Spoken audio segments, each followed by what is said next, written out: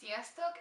Ez egy újabb top 5 videó lesz, és a top 5 szempilles spiráljaim után most meg fogom mutatni a top 5 kedvenc ecsetemet. Az első kedvenc ecsetem az a Sigmától van, és ez az F55-ös duósörtés ecsete. Ennek van egy nagyobb párja is, vagy egy nagyobb fejű párja, viszont én amikor körülbelül 2 évvel ezelőtt ezt megvettem, ha jól emlékszem 2 éve vettem, akkor ezt alapozózásra vettem, vagy alapozáshoz, és azért választottam a kisebb fejűt, mert aprólékosabban szerettem volna az alapozást elvégezni. Nekem a másik feje az kép alapján túl nagynak tűnt ehhez.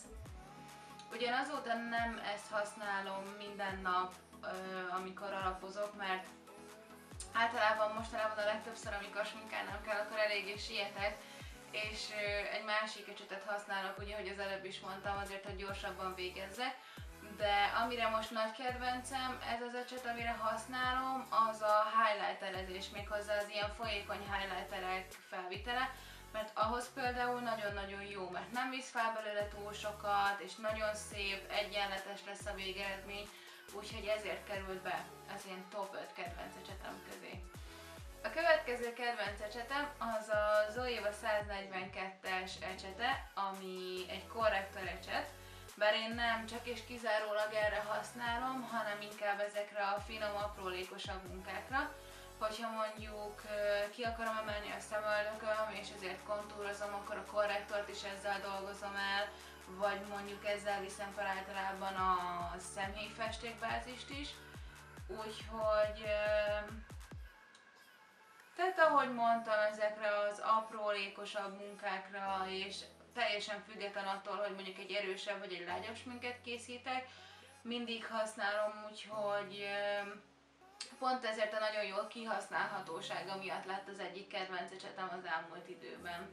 A harmadik ecset, amit kiemelnék, az a Real Techniques egy szemrevaló ecsetkészletből, az Accent Brush, ami hát hasonló előnyökkel rendelkezik, mint az előző ecset, amit említettem, de ő viszont a még aprólékosabb munkához jó.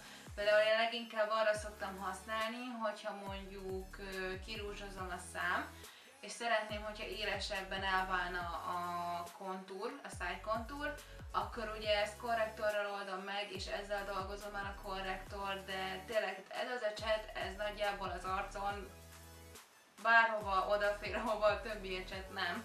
Az utolsó előtti ecset, ami bekerült a listába, az a Sigmának az E40-es ecsete, és ahogy látszik, ez egy pufi fejű satírozó ecset, amit én nagyon szeretek, mert hogyha több szint viszek fel, vagy mondjuk nagyon éles lett a sminknek a széle, akkor ezzel nagyon jól el tudom, illetve össze tudom dolgozni a színeket, úgyhogy én nagyon-nagyon szeretem ezt használni.